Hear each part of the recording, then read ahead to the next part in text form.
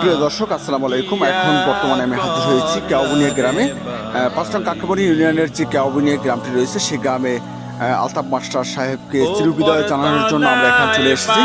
আপনারা দেখতে পাচ্ছেন যে শত শত লোক এখানে জড়ো হয়েছে তাকে শেষ বিদায় জানানোর জন্য। দর্শক, আসলে আমরা এখান থেকে জানতে পারছি যে আলতাফ মাস্টার সাহেব তিনি খুব একজন ভালো মানুষ ছিলেন, তিনি একজন পরেশগার মানুষ ছিলেন। তিনি সবসময় কোরআন তেলাওয়াতের সাথে যুক্ত ছিলেন এবং তিনি খুব ভালো কাজের সাথে সবসময় থাকতেন। তো আমরা আরও জানতে পেরেছি যে আসলে এই মানুষটি চরমায় যে দরবার শরীফ রয়েছে, সেই দরবার শরীফের খেদমতের সাথে দীর্ঘদিন যাবৎ ছিলেন। তো আসলে আমরা এখান থেকে সকলের কাছে একটাই কথা শুনতে পেরেছি যে আসলে এই মানুষটি এতটাই ভালো মানুষ ছিল, যেটি আপনাদের সামনে কীভাবে যে উপস্থাপন করব আমার সেই ভাষা জানা নেই।